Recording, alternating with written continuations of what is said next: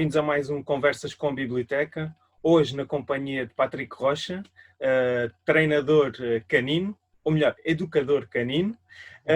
O Patrick desde sempre apostou na sua formação, participou em diversos seminários e formações. Lembro-me, por exemplo, de formações com o Jaime Vidal Santi, o Dr. Ian Dunbar, Dr. Roger Abrantes.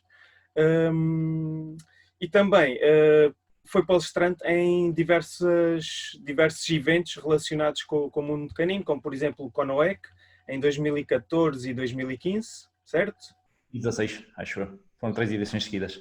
Ok. E também na Semana do Adestramento Animal, organizada pelo Instituto Politécnico de Bragança. Atualmente é um dos treinadores do curso de treinadores do DTC, Dogs and People. Patrick, muito obrigado por teres aceito o convite. Obrigado. Espero que gostes desta conversa. Eu começava, se calhar, por te pedir que fizesses uma pequena apresentação do teu trabalho. Como é que tudo começou? Nos explicasses, ao fim e ao cabo, como é que tu enverdaste por este caminho, não é? Ok. Portanto, mais uma vez, obrigado pelo convite. Portanto, eu faço isto profissionalmente desde 2011, 2012, por aí. Foi um processo muito natural. Portanto, não era expectável eu chegar ao ponto onde é que cheguei. Na altura, comprei um Rottweiler, o Big. Comecei a fazer uns treinos numa escola, aqui em Braga, com ele. A verdade é que começaram a surgir alguns problemas comportamentais com o Big. E problemas que não estavam a ser resolvidos na escola, onde é que andava. E então comecei a ver uns vídeos, comecei a comprar livros, comecei a fazer formações, comecei a partilhar uns vídeos no YouTube com o Big, e quando dei conta comecei a ser contactado por vizinhos, amigos, para fazer umas brincadeiras com os cães, e na altura trabalhava em hotelaria. Quando dei conta estava a trabalhar em hotelaria e a fazer um part-time já como treinador de cães. Até que cheguei a uma altura e part-time de hotelaria. Cheguei a casa e disse à minha mãe, olha, vou-me despedir e vou-me dedicar ao treino de cães. A minha mãe na altura, claro, mãe é mãe. Difícil, não é? E ela, o que é que vais fazer? Tens um emprego tão estável, vais agora dedicar-te a uma coisa que é incerta. Anyway, siga. E felizmente foi a melhor decisão da minha vida. Não quer dizer nada de... Nada. Todo o percurso que eu fiz enquanto treinador, sinto-me grato por isso e sinto-me orgulhoso de ter chegado até aqui, sem dúvida alguma. Tu ainda há pouco falaste que andaste em algumas escolas com o Big. Eu não sei, mas provavelmente os métodos utilizados nessas escolas era o chamado método tradicional, não é? Sim. Ou seja, basicamente eu comecei a andar com o Big nessa escola com 4 ou 5 meses, já não me recordo. E a própria obediência era treinada à base de aversivos. Portanto, ele aprendeu, a verdade é essa, não é? Ele aprendeu os sentas, aprendeu os deitas, aprendeu a obediência básica na perfeição. Claro, com medo das represálias, por isso é que ele o fazia. A verdade é que na questão da socialização, ou seja, na interação com outros cães, o funcionamento era ao passar por outros cães, se um deles quisesse cheirar o outro, tínhamos que o estrangular. Portanto, não podia haver interação. E eu, claro, não percebi nada de treino, fazia aquilo que me recomendavam. E comecei a fazer isso. E desde aí o Big começou a desenvolver alguns problemas de agressividade com outros cães. Portanto, fruto desse trabalho. E ainda andei lá 2, 3, 4 meses, já não me recordo, até que acabei por desistir e seguir outro rumo. Tu hoje em dia és um dos principais defensores de técnicas de treino em positivo, cá em Portugal. O que é que tu podes dizer em termos dos resultados e da velocidade da apreensão dos cães com a utilização desses métodos? Olha, Ricardo, eu prefiro usar, eu estou a usar cada vez menos a palavra de reforço positivo e estou a usar cada vez mais a palavra force free. Porque o reforço positivo quase todos os treinadores usam, mesmo aqueles que usam métodos aversivos. Portanto, às vezes usam um clicker na mão esquerda e um estrangulador na mão direita. Portanto, o reforço positivo toda a gente usa. O importante aqui é usarmos uma linha mais force free, ou seja, sem uso da intimidação, da dor, da força. Portanto, é nessa vertente que eu prefiro usar o termo force free e não reforço positivo. A verdade é que o treino aversivo resulta. Claro que resulta. Ou seja, ele é usado para inibir comportamentos, para extinguir comportamentos. A verdade é que não mudamos a essência de um problema, de um comportamento problemático. Portanto, se formos Como? Estás a camuflar, ao fim e ao cabo, o problema. Exatamente. Portanto, um cão reage por medo. Portanto, ou usamos métodos aversivos, aquilo que nós vamos dizer é o cão que não pode apresentar aquele tipo de comportamento. Mas não estamos a mudar o medo do cão. Portanto, o medo vai continuar lá. Portanto, eu costumo dizer que isso são cães bomba-relógios que a qualquer momento explodem e depois ouve-se muito a famosa frase de que o cão mordeu pela calada. Não, o cão passou anos e anos a avisar que ia morder, mas foi castigado por isso. Por isso é complicado. A verdade é que resultam. As técnicas aversivas resultam para extinguir comportamentos. Não resultam é para mudar a raiz, a origem de um problema comportamental. Daí ter optado antes por esta via. Uma das coisas uma das vertentes em que tu te especializaste, por assim dizer, é um dos temas que tu mais gostas, e eu já participei num seminário dado por ti sobre agressividade. Porquê que te chama tanta a atenção a essa parte da agressividade? Ok. Acho que também tem um bocado a ver com o passado do Big. Portanto, tendo em conta que eu entrei nesta área precisamente para mudar os comportamentos dele, criou-se ali um bichinho, uma vontade de mudar comportamentos. E a questão do desafio, porque não é fácil. Não é fácil porque lidamos com pessoas emocionalmente mais frágeis, porque têm problemas comportamentais em casa, lidamos com casos muito críticos, e essa questão do desafio acho que é algo que me motiva, acho que é algo que me fascina, desde a agressividade, reatividade, comportamentos com ansiedade por separação, portanto, tudo que seja comportamentos problemáticos é de facto uma área que eu adoro, que eu exploro mais, e quem me conhece, ou seja, quem assistiu a seminários meus e quem me conhece nas redes sociais, consegue perceber que esse fascínio está lá.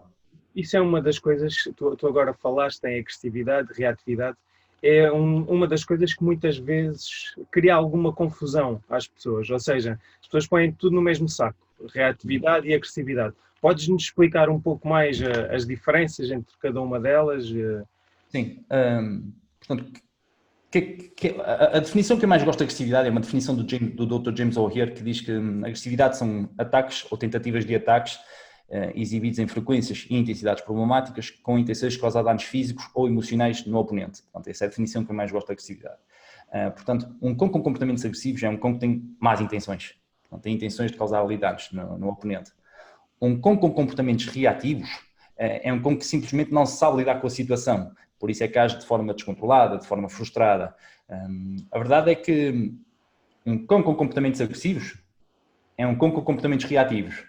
Mas um cão com comportamentos reativos não é necessariamente um cão com comportamentos agressivos. Essa é a grande diferença. Portanto, a grande diferença está na intenção de...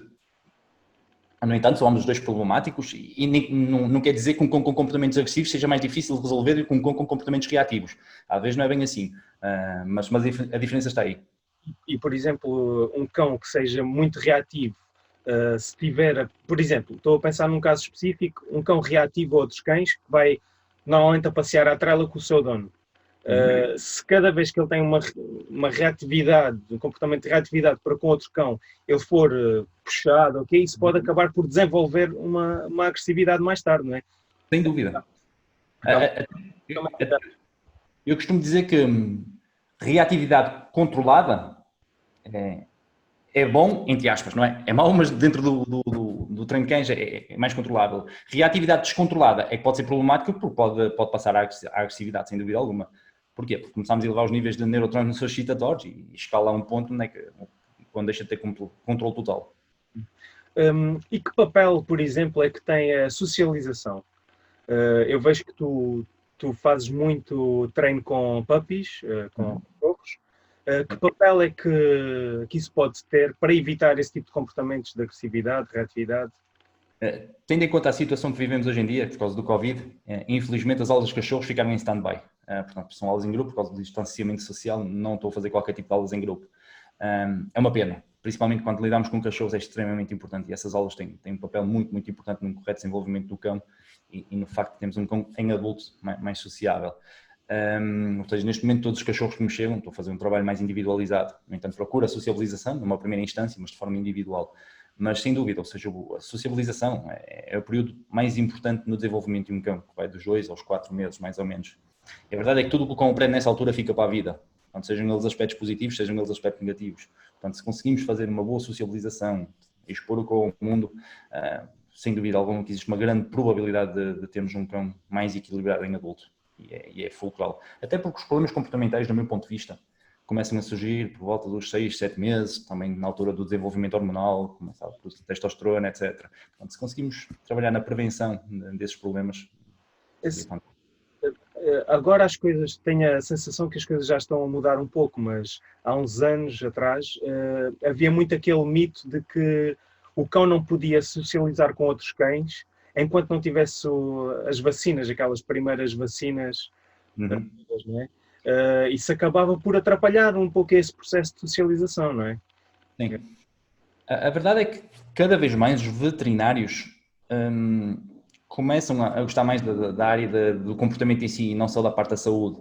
Portanto, eles também começam a explorar essa área e começam a perceber que de facto existe uma grande vantagem em fazermos uma sociabilização precoce, mesmo antes do plano vacinal estar completo.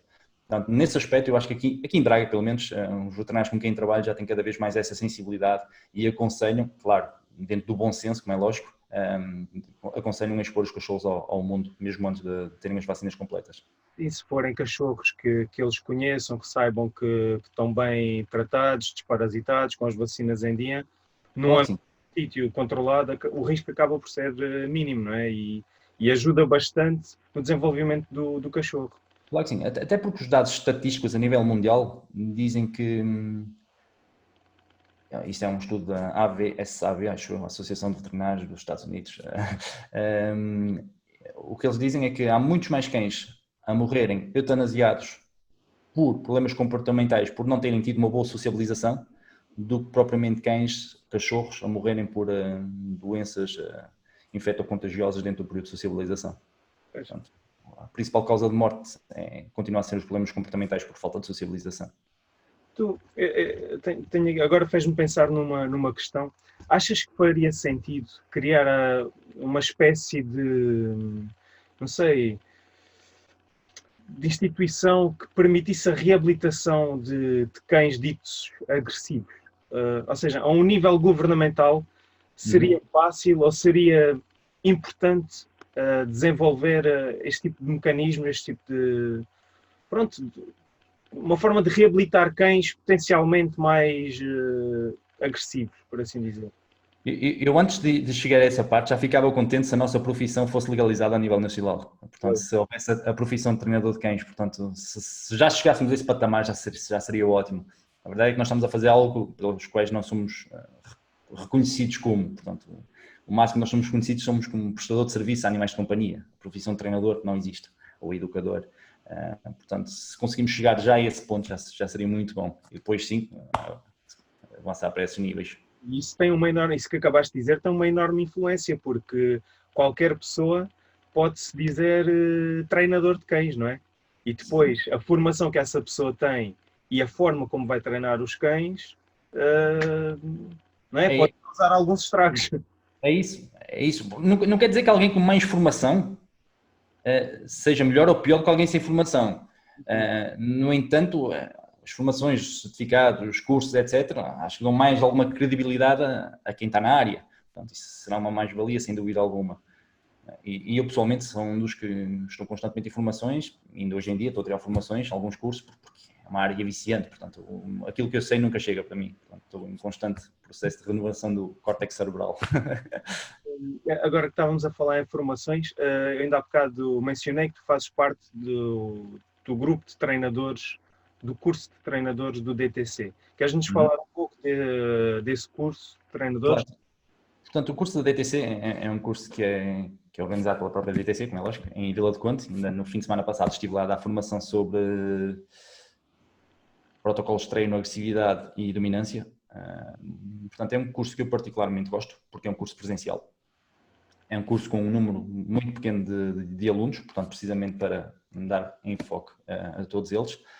E depois é um curso que junta vários treinadores com algumas especializações nas mais diversas áreas. Portanto, temos lá o Luca Conde, temos a Inês, temos o José Carlos, temos a Maria Queiroz, sou eu, portanto, todos nós temos interesses por áreas diferentes. Por exemplo, a Maria Queiroz dá abate e dá o comportamentalismo, que ela é psicóloga, o Luca dá terapias assistidas com o José Carlos, damos a origem do cão, damos cachorros, eu estou na parte da agressividade, portanto, é um curso muito completo nesse sentido, é um curso de vários meses e todo ele presencial, daí ser um curso que eu aconselho, não é por fazer parte do curso em si, mas porque é um curso de facto muito bom.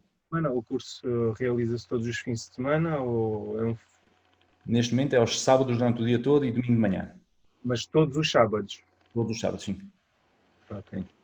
Ok. Agora com esta situação do Covid, tu notaste alguma diferença, ou seja, no comportamento dos cães? Olha, tudo sincero, Ricardo, eu durante o Covid pensei muito de que quando voltasse ao trabalho ia ter muitos casos de ansiedade por separação. A verdade é que não aconteceu. Portanto, não tive, não notei assim, um boom de casos de ansiedade por separação. No entanto, começaram a surgir bastantes casos de agressividade, de reatividade, principalmente bulldogs franceses e beagles voltaram em força. Por algum motivo? Não, eu passei por várias modas de cães. Eu quando comecei a treinar cães era só labradores, em 2011, 2012. Depois, passados 2 ou 3 anos, passei pela parte dos pastores alemães, muitos pastores alemães. Depois, há 3 ou 4 anos atrás, foi os bulldogs franceses. Depois, o ano passado, foi um boom de beagles. E agora, voltaram outra vez os bulldogs franceses. Portanto, acho que são modas. E é normal, as pessoas apaixonam-se por determinadas raças. São modas. Sim, mas, por exemplo, eu no outro dia falava com uma veterinária e ela dizia-me que tinha notado alguma apreensão por parte dos cães ao uso de máscara, a pessoas que estavam a utilizar máscara. Tu notas isso? Não, também não. Inclusivamente, tive essa conversa com um colega meu, que é treinador aqui em Braga, e também tivemos a falar sobre essa situação. Eu, pessoalmente, não noto. Não noto. Porque os cães que me chegam são cães normalmente com comportamentos agressivos. Portanto, a agressividade deles já existe a pessoas. Portanto, o facto de usarem máscaras ou não, acho que não teve um impacto muito, muito forte no comportamento deles. Okay. Não notei isso. Pode haver um outro caso, né, que posso notar, mas não foi uma coisa generalizada. Ok. Isso faz-me pensar noutra coisa, que é a linguagem corporal.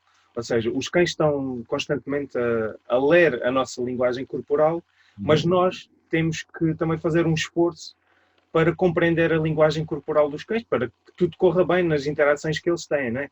Queres-me falar um bocadinho sobre esse tema? Eu costumo dizer que os cães fazem tanto para nos tentar perceber a nós e nós fazemos tão pouco para os perceber a eles.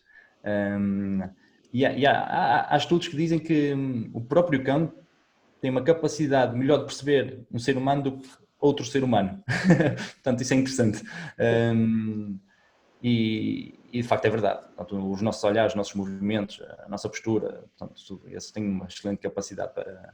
É questão da empatia, por isso é que ele é considerado o melhor amigo do homem, por alguma razão é. Portanto, existe esse vínculo muito forte que nos liga a eles e eles a nós, que os fazem ser tão especiais, e eles têm essa capacidade, sem dúvida alguma, isso não duvido. E achas que é muito importante, por exemplo, quando chega um treinador, um dono aí à tua escola, tu tens esse trabalho de ensinar, pronto, aquelas 2, 3 coisas mais básicas relacionadas com a linguagem corporal. Sim. Principalmente sinais de apaziguamento. Uma das coisas, quando há interesse por parte do tutor em saber mais sobre esse assunto, um dos livros que eu recomendo é o livro da Túria de Rugas, Sinais de Calma. E depois, eu quando faço um protocolo para um cliente, eu juntamente com esse protocolo envio alguns artigos meus. Um dos artigos que eu envio, que está no meu site, é onde é que eu falo precisamente sobre estes sinais, em que os clientes ficam a conhecer melhor. E é extremamente importante, muito, muito importante. Sim, Pode mudar a relação de um condutor, sem dúvida alguma. Aquele básico do cão lamber, o nariz, e fazer virar a cara para evitar o contacto. Afastar-se do tutor, aninhar-se, portanto, existem um conjunto de comportamentos que as pessoas muitas vezes associam a sinais de culpa e na verdade são sinais de apaziguamento.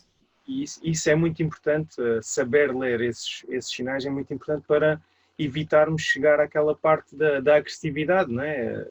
Sem dúvida, sem dúvida. No desenvolvimento do cão, isso acaba por ser bastante importante. Eu aqui há tempos li um artigo que ainda defendia a teoria do alfa e do dominante. Não me lembro de quem é que era o artigo, mas eu sei que tu tens uma coisa a dizer sobre esse tema. Há muitas coisas para dizer, não é? Mas, Como o seminário que tu assististe também foi sobre dominância, não foi? não, era agressividade A agressividade não era dominância, ok. Nós falamos algumas coisas, Ok. naquelas conversas que sempre existem nos seminários, né? Acabamos por falar um pouco sobre isso, mas não é especificamente sobre isso. Portanto, eu tenho um seminário exclusivo sobre a questão da dominância e para explicar o que é realmente a dominância precisava de um dia inteiro, porque é de facto muito complexo. É de facto muito complexo. Existem muitas teorias por trás e nós temos que fazer um bocado uma retrospectiva e estudar os lobos para chegar às conclusões mais fidedignas e fundamentadas.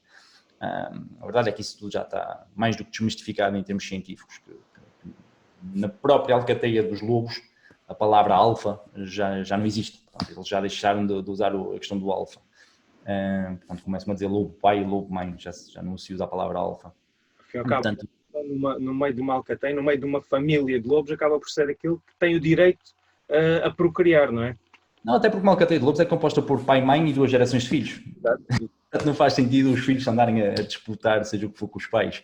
Portanto, quando eles querem começar a disputar, eles próprios saem da alcateia e procuram uma família para partilhar o DNA. Muitos desses conceitos eram associados a cães que estavam em cativeiro, ou seja, Lobos. Sim, lobos que estavam em cativeiro, nem sequer era no ambiente normal. Claro que sim. Portanto, a dominância é uma coisa muito, muito específica, principalmente quando falamos em dominância hierárquica, que é aquilo que na maior parte das vezes surge à baila, que é o cão está a querer ser o alfa, que é para subir no ranking da família, ele quer estar no topo da hierarquia, portanto, isso é tudo tretas. Esqueçam lá isso. Portanto, a questão da dominância é uma coisa muito intraespécie, quando existe, é muito intraespécie. E não há, nem na relação homem-cão, nem na relação zebra-leão, nem na relação elefante-rinoceronte, seja o que for, nunca há dominância em seres interespécies. Portanto, isso não existe, já está mais do que comprovado cientificamente, e acho que seria muito, muito importante as pessoas, principalmente alguns treinadores e algumas pessoas que estão na área do treino de cães, veterinários, etc., deixarem de usar essas expressões, porque no fundo isso acho que é um impulsionador para que vários problemas de comportamentais surjam, porque as pessoas têm tendência, o veterinário disse, ou o treinador disse que eu tenho que ser o alfa, então vou chegar a casa, vou mostrar com quem é o alfa, e depois começam a surgir diversos problemas. Esse conceito acaba também por estar muito ligado ao treino aversivo, não é? Sim, acredito que sim. Sim, a origem a passagem das teorias do alfa para o cão tem origem em treinadores dos anos 1900 e qualquer coisa. Sim.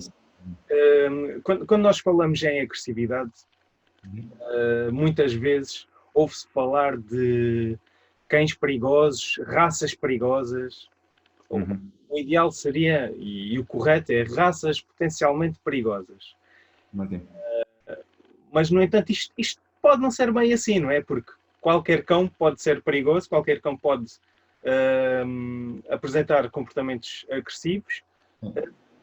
Porquê que queres falar um bocadinho sobre isto? Porquê que existe esta designação de raças potencialmente perigosas e porquê que nós cá em Portugal, os grupos, as raças de cães que entram nestas categorias variam de país para país, não é? Claro. Queres abordar um bocadinho este tema? Primeiro gosto de dizer que não há cães agressivos. Há cães sim com comportamentos agressivos. E depois é preciso fazer uma distinção entre um cão perigoso e um cão potencialmente perigoso. O que é um cão perigoso? Um cão perigoso é um cão que já tenha tido um historial de comportamentos agressivos, seja com pessoas, seja com outros animais, e que foi judicialmente considerado como uma ameaça para a sociedade. Portanto, esse cão passa a ser catalogado como cão perigoso. Seja um pincher, seja um São Bernardo. Portanto, anyway, a partir do momento que há um historial e que judicialmente foi notificado, passa a ser um cão perigoso. Uma raça potencialmente perigosa são aquelas raças que foram consideradas pelo nosso governo como ameaças, ou possíveis ameaças para a sociedade. Temos os as 7 raças, não é? O Rottweiler, o American Staffordshire Terrier, o Staffordshire Bull Terrier, o Fila Brasileiro, o Tosaíno, O Dogo argentino também. o Argentino também, portanto, essas raças. A verdade é que não há consenso a nível mundial sobre o que é uma raça potencialmente perigosa. E porquê é que não há consenso mundial? Porque não há estudos científicos que digam que a raça X tem uma predisposição genética mais agressiva do que a raça Y. Portanto, a partir do momento que não existe isso, daí não haver consenso a nível mundial. Portanto, há países, acho que é na Ucrânia, se não estou em erro, onde é que há 80 raças potencialmente perigosas. Na Itália, por exemplo, o Fila de São Miguel e o Serra da Estrela são considerados raças potencialmente perigosas. Aqui no nosso país, em Espanha, o Doberman e o Bull Terrier são considerados raças potencialmente perigosas, portanto, não há consenso. E há países onde é que nem há raças potencialmente perigosas.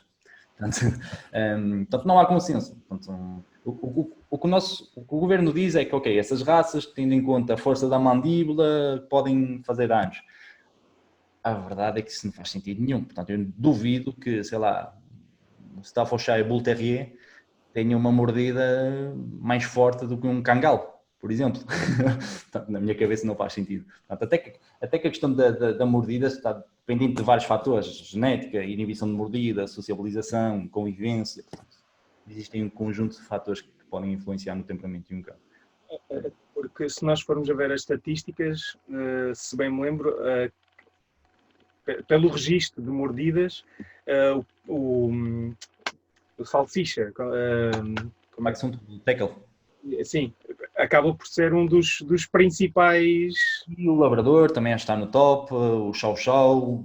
Portanto, Não acho que pode estar um pouco relacionado com as modas, tal como falavas ainda há pouco. Ou seja, durante um certo período de tempo, as pessoas têm tendência a adotar uma determinada raça. E depois há muitas pessoas sem formação e sem estilo de vida para ter aquela raça. Isso vai fazer com que, tendencialmente, aqueles cães, naquela altura, apresentem comportamentos mais reativos ou agressivos. Não achas que isso pode estar um pouco ligado? Pode, sem dúvida alguma. Portanto, a raça que eu mais treino neste momento são Beagles. Esse é um dos exemplos disso. Os Beagles são cães fantásticos para treinar, são cães muito motivados pelo treino. A verdade é que são cães que precisam desgastar bastante energia, porque se acumulam energias, tornam-se problemáticos. E pela morfologia deles, pelo aspecto deles, são cães espetaculares. As pessoas pensam, epá, com fofinho, é ótimo para estarem num apartamento. A verdade é que se eles não fizerem 3, 4 passeios por dia, se não tiverem estimulação mental e física suficiente, começam a apresentar comportamentos destrutivos, começam a apresentar comportamentos agressivos. Porquê? Porque são cães que precisam, de facto, muita atividade. E quando não colmatamos essa atividade que eles necessitam, começamos a ter problemas. Tu não achas que faz falta um pouco de formação, ou seja, quase ao nível do ensino, não diria básico, mas do ensino secundário, existir formação nesse sentido, ou seja, formação relacionada com o mundo animal? Porque... Eu acho que seria fantástico. Eu acho que nem que fosse só 2 ou 3 horas por ano, ensinar umas crianças de como interagir com um cão, ou melhor, de como não interagir com um cão, ou inclusivamente chamar os próprios pais durante um dia e chamar um treinador a uma escola e explicar, olha, os pais e crianças, olha, é desta forma que se interage com um cão, é desta forma que se conhece um cão, o que é que não fazer, evitar berros, evitar gritos, ir com calma, evitar gestos bruscos. Portanto, isso seria ótimo, isso seria excelente. E há países onde é que existe isso. Ok, não sabia, mas eu acho que isso seria super interessante. Olha, por exemplo, uma história que eu costumo contar e que me acontece recorrentemente. Eu tenho a Suki, é um dálmata, não é? Tu conheces. Muitas vezes eu vou passear com a Suki na rua e especialmente as crianças veem um dálmata e vêm a correr, muitas delas até se agarram a ela. Pá, é um cão tranquilo, ela, pronto, está habituada a ser manipulada, isso tudo. E ela não reage mal, até o dia em que talvez reaja mal, não é? É um cão, quer dizer, se ele se sentir ameaçado, pode. Então, tipo, eu acho que isto seria muito importante, haver essa formação, que os pais passassem esses valores, esse conhecimento às crianças. Provavelmente, isso, muitos dos meus clientes podem comprovar isso. Às vezes, quando eu estou a treinar cães e que vejo uma criança a vir em direção a um cão que eu estou a treinar, eu peço à criança para esperar e depois explico, olha, da próxima vez pergunta se podes fazer festinhas à pessoa que leva o cão, porque às vezes pode ser um cão com comportamentos mais maus, uso essa expressão, não é? E às vezes eles não gostam de ser manuseados, por isso pergunta sempre, ou pergunta à mamã ou ao papá, e os pais às vezes estão a ver e também ouvem, e pá, ficam. Então é uma forma indireta de darmos alguma explicação e alguma informação a esses pais e a essas crianças, mas acontece muito, muito frequentemente. Acho que isso seria algo muito, muito interessante. Hum, quando nós, voltando aqui um bocadinho atrás à parte da agressividade, quando nós falamos de agressividade, muitas vezes a agressividade existe uma confusão também em relação ao instinto predatório. Ou seja, as pessoas associam muitas vezes o instinto predatório a uma possível agressão por parte do cão. Queres mistificar um bocadinho isto, falar um bocadinho sobre isto? Há referências que dizem que o instinto predatório é considerado um comportamento agressivo. Há outras referências que não. E eu concordo com o facto do instinto predatório não ser considerado um tipo de agressividade. Porquê? Porque eu vejo isso como um comportamento instintivo, é um comportamento genético. Há quem fazem esse comportamento predatório. E até porque os níveis de neurotransmissores associados a um instinto predatório são neurotransmissores excitatórios, mas prazerosos, como a dopamina, por exemplo. E quando falamos em questões de agressividade, falamos mais em cortisol e noradrenalina. Portanto, daí não achar que a agressividade predatória, como é muitas vezes chamada, eu não considero isso um tipo de agressividade. Ok. Existe forma de controlar esse instinto predatório? Eu costumo dizer que nós não conseguimos mudar a genética de um cão. Podemos é controlá-la de certa forma. Agora, mudá-la não conseguimos.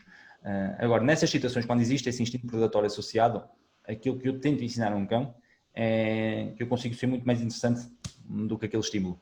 Portanto, é trabalhar ali um bocado o foco. E curiosidade, aqui nos Estados Unidos, não sei se sabes, mas nos Estados Unidos, muitos treinadores, muitos mesmo, e há muitos vídeos disso, referências que eu sigo, acompanho, usam o princípio Primac para trabalhar, por exemplo, o instinto predatório a esquilos. Portanto, eles... Queres explicar um bocadinho mais para o pessoal lá em casa? Okay. Vou tentar, sem tentar usar termos muito técnicos, tentar explicar o que é o princípio Primac. Portanto, o princípio Primac é basicamente ensinar o cão a ter acesso a algo, ele nos der acesso, se ele nos der aquilo que nós queremos. Basicamente, sei lá, é aquilo que os nossos pais faziam connosco quando nós éramos pequenos. Se traz boa nota à matemática, deixe de ir à discoteca no fim de semana. Portanto, eu dou-te aquilo que tu queres, se tu me deres aquilo que eu quero. Portanto, basicamente, há muitos treinadores que trabalham dessa forma. Portanto, o cão quer ir atrás do esquilo, certo? E o treinador primeiro pede um touch, ou um olha, ou um senta, ou seja, o comportamento for, e depois o esquilo está longe. Eles dizem, ok, podes ir, mas o esquilo já desapareceu, mas o cão vai lá todo contente. Portanto, é uma forma de trabalharmos um bocado o foco do cão em nós, para o cão perceber que a forma de eu ir atrás daquilo que eu quero é primeiro dar atenção ao treinador ou ao tutor. Portanto, isso é o princípio primário. Eu não uso isso, mas até não temos mosquitos aqui na zona, nem fazia sentido usar isso com gatos, por exemplo, mas nos Estados Unidos usa-se muito, né, na questão dos esquilos, por exemplo. Tu agora falaste em alguns comandos básicos, o senta, o deita. No teu dia-a-dia, no treino que tu fazes diariamente, quais são assim, os comportamentos mais pedidos os discos mais pedidos pelos treinadores, pelos donos? Quais são os comandos que eles dão assim mais importância?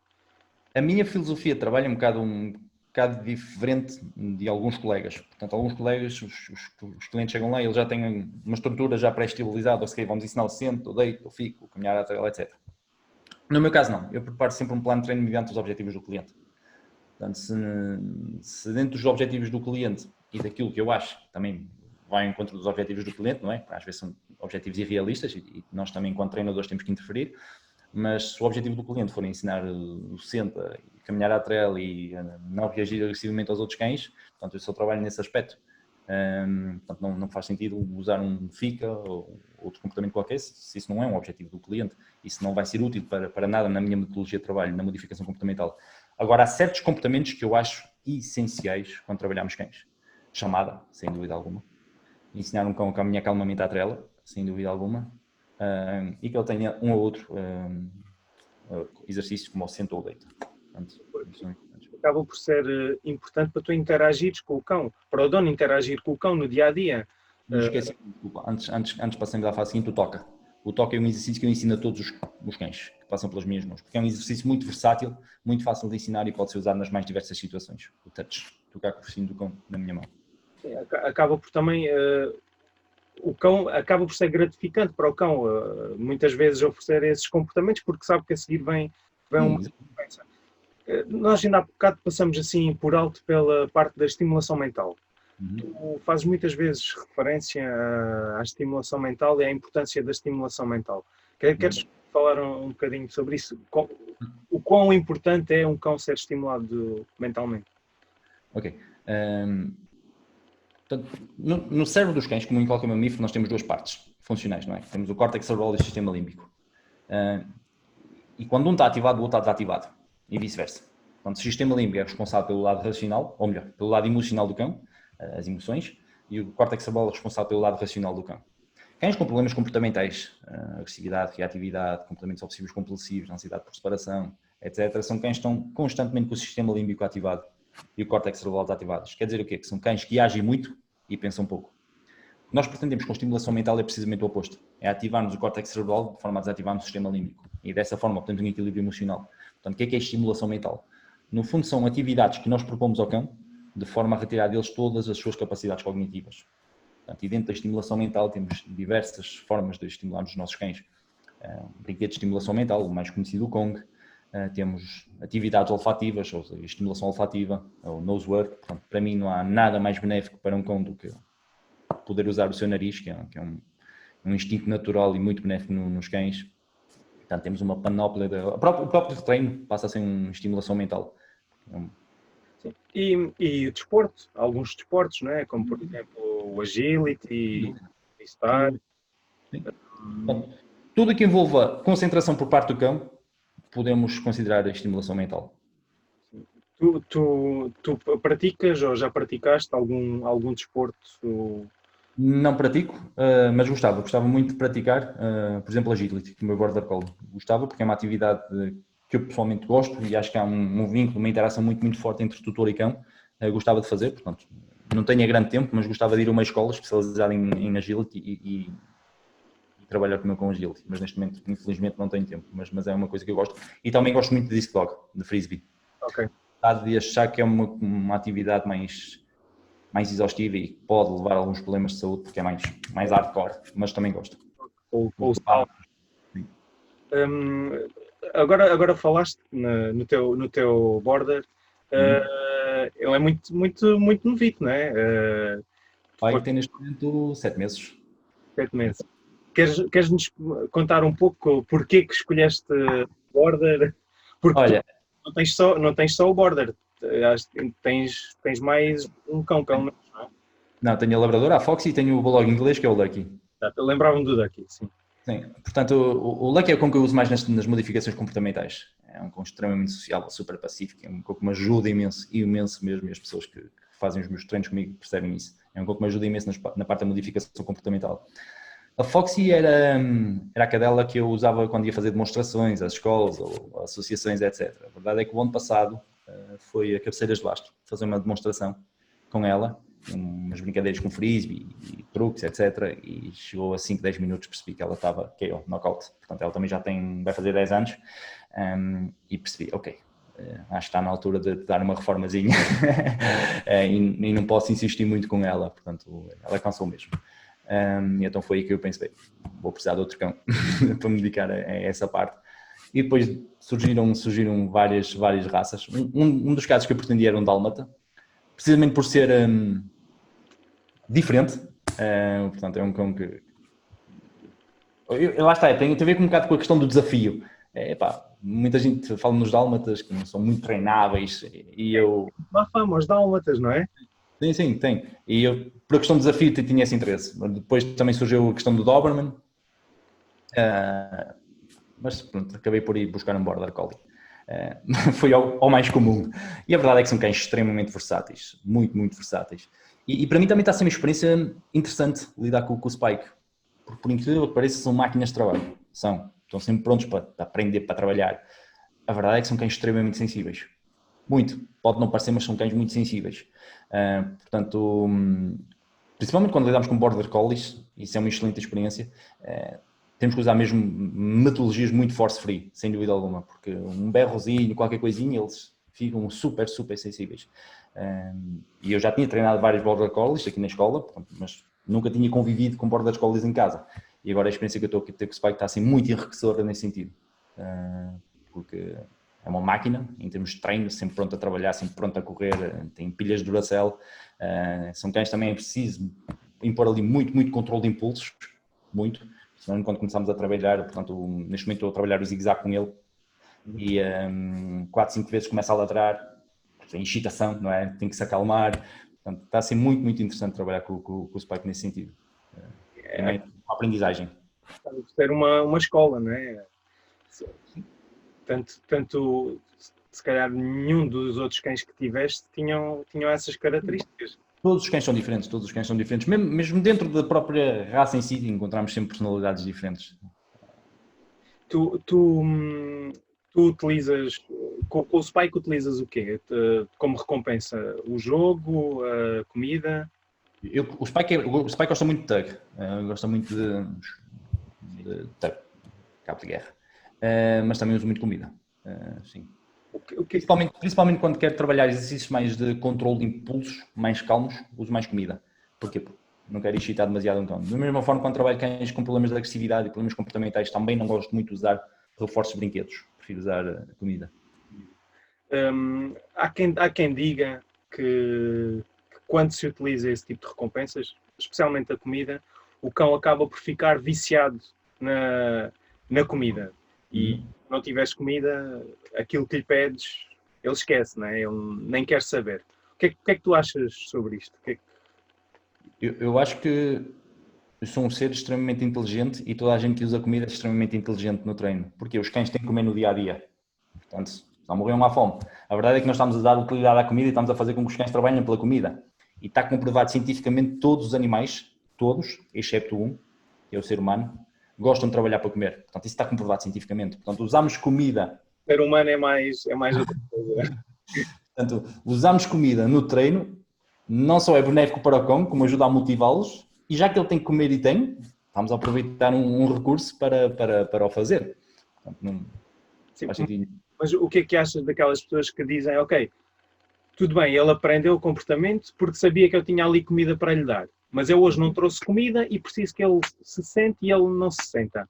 Portanto, se isso acontece é porque o treino foi mal feito. Portanto, claro que numa fase inicial nós usamos um reforço contínuo, mas a partir do momento que o comportamento está condicionado e generalizado, passamos a usar reforço intermitente. Portanto, o cão trabalha sempre na expectativa que pode vir algum reforço, mas nem sempre vem. E a verdade é que é um reforço. Aí entramos no outro campo. O que é um reforço? Um reforço é tudo aquilo que um cão quer num determinado momento.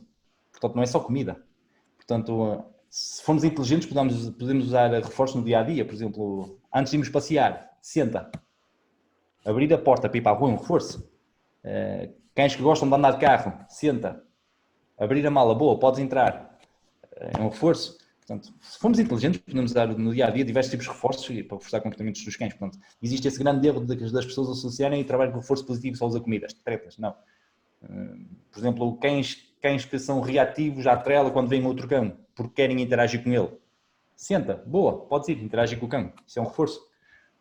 Se formos inteligentes e soubermos aproveitar bem o que é realmente um reforço na perspectiva do cão, temos uma grande probabilidade de ter sucesso no treino. Portanto, e isso é um erro. Portanto, as pessoas que viciam os cães só na comida e que estão constantemente a reforçar, não estão a usar. Estão a criar demasiada dependência na comida e isso não é o objetivo do treino. E até porque muitas vezes as pessoas que usam, algumas pessoas que usam comida nem sequer sabem como é que a devem utilizar.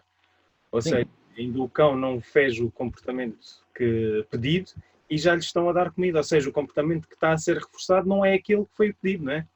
Claro, não é fácil, não é fácil. É preciso ter alguns skills. Por exemplo, uma das coisas que eu uso com os meus cães e que eu adoro e que uso só com alguns clientes é o clicker. A verdade é que não uso diria que neste momento tenho 10% dos meus clientes a usar clicker. Porquê? Porque é uma ferramenta fantástica de treino, No entanto, pode gerar confusão, clicker, comida, trela, epá. E para quem não está, sei lá, um senhor de 80 anos que está ali com tanta coisa, se calhar não tem a destreza. Exatamente, não faz sentido. Portanto, o nosso objetivo enquanto treinadores é facilitarmos a vida ao cliente de forma a que ele consiga aplicar os skills e pôr em prática aquilo que nós pretendemos. E tudo que seja dificuldade, para mim, não faz sentido no treino. O clicker eu acho que está globalmente conhecido, mas para aquelas pessoas que não sabem do que é que estamos a falar, queres explicar um bocadinho mais no que é que consiste o clicker, o que é o clicker, para que é utilizado?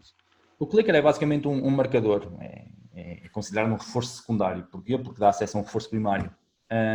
Portanto, é um aparelhozinho que faz um clique quando clicamos, e isso é usado como marcador, porque sempre que o cão, por exemplo, quando pedimos o senta ao cão, o cão toca com o rabinho no chão, nós clicamos, marcamos o comportamento e depois vem um reforço. Portanto, basicamente o clicker funciona como, sei lá, uma máquina fotográfica. Portanto, no preciso momento em que nós clicamos, é a fotografia que nós queremos capturar. Portanto, é o rabinho do cão no chão, quando treinamos o deito é a barriga no chão. O clicker é basicamente um marcador. Como usamos outros marcadores, o Yes, o Lindo, o Boa, e são marcadores verbais, o clicker é um marcador em termos de equipamento, ferramenta. Muitas vezes o Yes é utilizado, ou o Boa. Eu gosto muito do Yes. Eu gosto muito do Yes. Tu com o teu Border Collie utilizas o clicker ou... Uso às vezes o clicker, sim, ele já está condicionado ao clicker, mas na maior parte das vezes uso o Yes. Para aqueles comportamentos mais complexos, numa fase inicial o clicker faz sentido, não é? Principalmente quando trabalhamos em exercício freestyle, o clicker pode ser uma mais-valia. São complementos mais como é que precisamos ter um timing mais perfeito e o clicker ajuda nesse sentido. Sim. Olha, nós já estamos quase com 1 hora de conversa. Sério? Rápido, não? Eu, antes de terminarmos, eu queria te pedir 2 coisas. Queria te fazer 2 perguntas. Uma, eu sei que tu tens, que vais ter uma resposta muito longa, que é livros. Que livros é que tu recomendas para quem esteja a começar? Eu sei que há pouco tempo tu publicaste um vídeo a falar de livros para tutores, para o tutor normal e para profissionais, outro vídeo para profissionais. Eu depois vou colocar aqui o link para as pessoas poderem aceder a esses vídeos teus.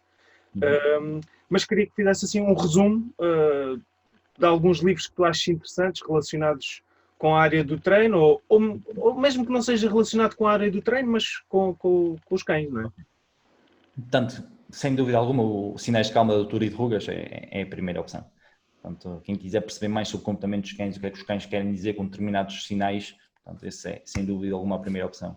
Depois gosto muito do Choque de Culturas, da Jean Donaldson. Gosto muito do livro Não o Mate, da Karen Pryor.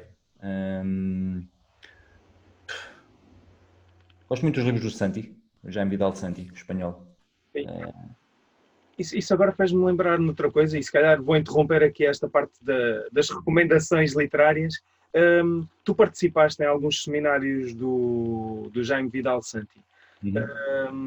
Pronto, ele é um treinador que vai muito nessa linha de pensamento, de force free.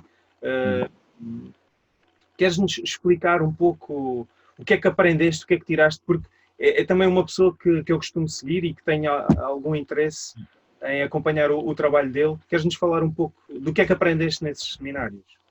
O Jaime Vidal Santi é sem dúvida alguma, o treinador que eu mais gosto no que toca à modificação comportamental.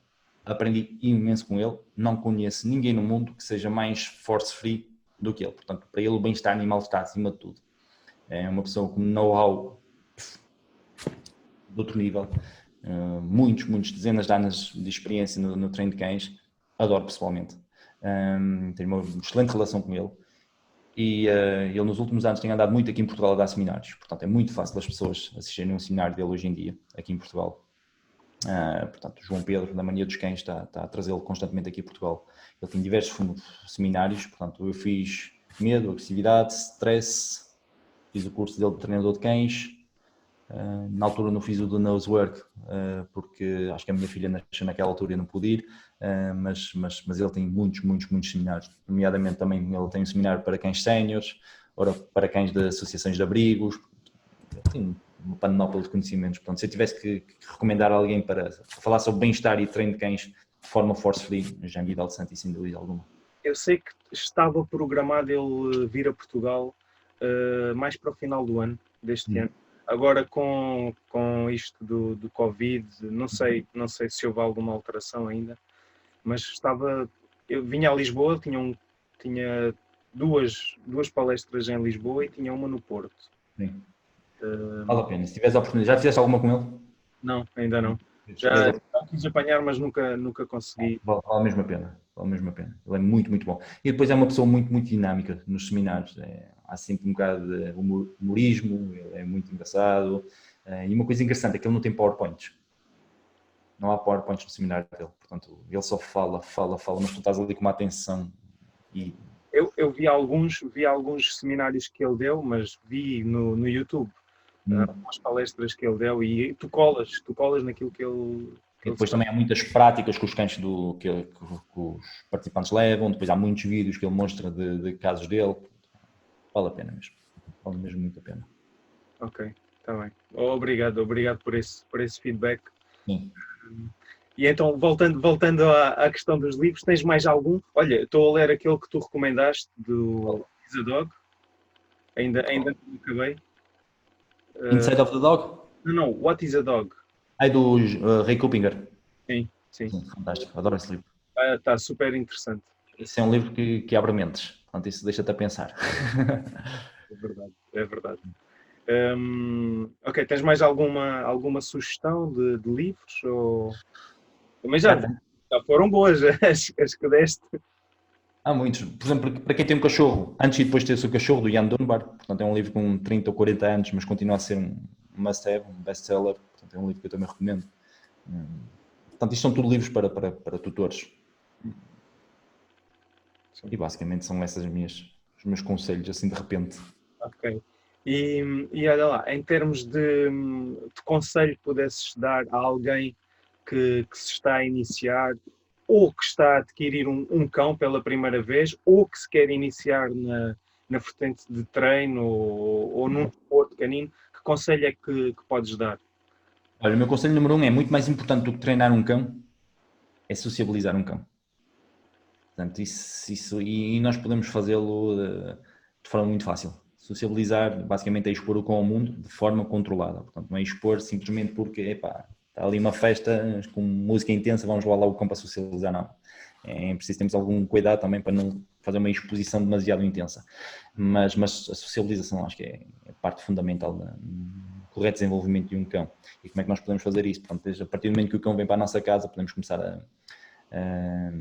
levá-lo à casa dos amigos, para ele interagir com pessoas, levá-lo a sítios onde há cães que sabemos que estão vacinados e desparasitados e que estão num ambiente controlado. Podemos andar com ele a passear na rua, de forma a que ele veja trânsito, pessoas, movimento, barulhos. Podemos ir com ele até à praia, de forma a que ele veja outros contextos. Podemos deixar em casa sons a reproduzir, trovoadas, bebés a chorar, fogo de artifício no YouTube a um volume muito baixinho, enquanto estamos a brincar com o cão, enquanto estamos a dar de comer. Basicamente é expor o cão a situações que ele possa encontrar no futuro e prepará-lo para essas situações. Esse ponto que falaste agora dos sons, da sensibilidade aos sons, aos ruídos fortes, isso é um grande problema, não? Sem dúvida. É muito... Desculpa, Ricardo, diz? Costumas ter muitos clientes que te chegam com esse problema? Diretamente não, portanto não tenho clientes que me vêm só dizer o meu cão tem fobia a trovoada ou fogo de artifício, não, mas na maior parte dos casos cães com problemas comportamentais também são cães que têm esse tipo de fobias e não é fácil resolver um caso de fobia, portanto, por isso é que eu insisto muito na questão da prevenção, trabalhar na prevenção ao invés de depois trabalharmos num problema. Porquê? Porque um comportamento, uma fobia a fogo de artifício, trovoada, como é que nós fazemos um trabalho de sensibilização e contra-condicionamento?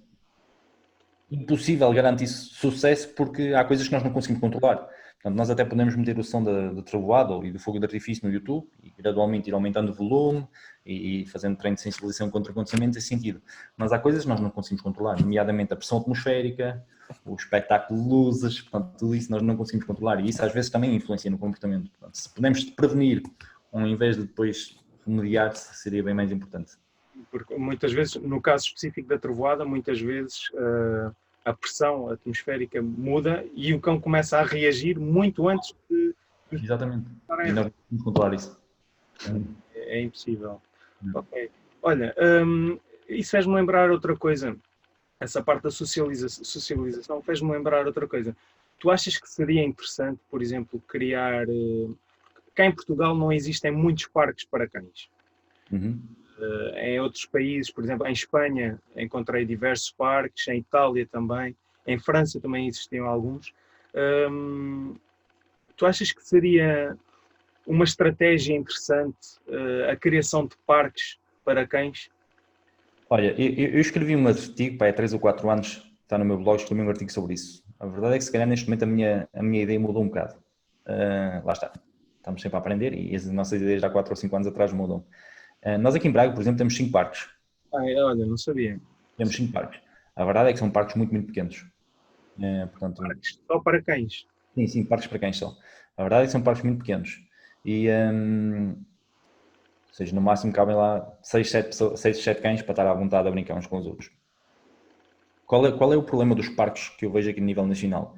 É que não há bom senso por parte dos tutores em frequentar esses parques. Portanto, há pessoas que pensam, é um parque para cães, é aberto ao público, portanto o meu cão tem problemas de agressividade, mas é um cão, por isso vou levá-lo para lá. E depois, para além de estarmos a prejudicar o trabalho desse cão agressivo, também podemos estar a influenciar outros cães a entrar nesse modo de comportamentos agressivos. Portanto, é nesse sentido que os parques, acho que sim, acho que poderia ser uma mais-valia se houvesse bom senso e se houvesse um bocado de compreensão por parte de quem os frequenta. Ou alguém que estivesse lá a fazer uma espécie de monitorização dos utilizadores do parque. Não sei, um treinador ou alguém com formação que pudesse guiar, orientar um pouco os tutores, não é? Porque isso acabaria por ser bastante útil para a socialização dos cães. Sim, a verdade é que isso implicava que a Câmara tivesse vários treinadores disponíveis e a trabalhar a tempo inteiro para monitorizar isso. Duvido que as câmaras hoje em dia tenham essa disponibilidade financeira e essa vontade de... Vamos fazer um forcing, pode ser que as coisas mudem. A verdade é que, por exemplo, nos Estados Unidos e em alguns países temos parques enormes, onde é que pode, inclusive, estar lá com um bocado mais de problemas comportamentais, mas tem uma área enorme onde é que estão outros cães a brincar. A verdade é que os nossos parques aqui em Portugal são muito, muito pequenos e não dá para fazer esse trabalho. Portanto, hoje em dia gosto de parques e achei, quando eles começaram a surgir aqui em Braga, eu fui das pessoas que escreveu artigos e disse ótimo, fantástico, uma mais-valia, mas com o tempo foi percebendo que, de facto, não houve bom senso e... Porque nós pelo menos cá em baixo, no Algarve, os nossos parques para cães acabam por ser as praias. Porque, especialmente no inverno, não tens ninguém, então muitas pessoas com cães acabam por ir para as praias. Mas acabam por estar todos afastados um bocadinho uns dos outros, certo? Aí a vantagem é que, como é uma área muito grande, os cães podem manter uma certa distância e Claro, e temos algum controle extra, não é? Portanto, e se usarmos uma trela mais longa, ou até se tivermos algum controle sobre os nossos cães, podemos deixá-los soltos. exatamente. Exatamente. Olha, Patrick, para antes de terminarmos, queria-te pedir que explicasse às pessoas onde é que as pessoas te podem encontrar, onde é que podem seguir o teu trabalho, Okay. redes sociais, mesmo o teu espaço físico, onde é que as pessoas que te queiram contactar, que te queiram seguir, onde é que elas te podem encontrar? Portanto, o meu espaço físico encontra-se mesmo no centro de Braga. Quem quiser seguir nas redes sociais, Patrick Rocha, Facebook. Não, Patrick Rocha Dog Trainer, desculpa. Tanto no Facebook como no Instagram. No YouTube também tem um canal do YouTube, onde estou constantemente a meter alguns vídeos. Portanto, também é Patrick Rocha Dog Trainer. E basicamente é isso. E o meu site, patrickrocha.pt. Treinadores também. Como? O curso de treinadores do DTC. Da PTC, portanto, tenho andado também a dar aí formações de norte a sul do país. Era para ir a Lisboa em maio, acho eu. Acho que estavam para maio, mas com esta situação de Covid foi cancelado. Mas possivelmente no final do ano, vamos ver se conseguimos arranjar um seminário em maio, no sul, em Lisboa. Depois ando em algumas universidades. No ano passado estive em Évora, IPB, em Bragança, Ponte Lima, a dar formações também para os cursos de enfermagem veterinária e o curso de veterinário, por exemplo, em Évora. Ok. Por aí. Mas as datas dos seminários e dos workshops serão sempre publicadas nas minhas redes sociais, por isso quem quiser acompanhar. Ok. Está bem. Olha, Patrick, muito obrigado por esta. E felicitações por esta iniciativa, que é ótima, acho que pode ajudar toda a gente. Espero que sim. A ideia é passar um conhecimento extra Claro que sim. aos amantes de cães, não é? Para que todos possamos evoluir em conjunto, não é? Claro que sim. Muito obrigado por participares. Ficava a conversa contigo. À medida que nós falamos, vão aparecendo novas perguntas, mas pronto, não dá para fazer todas.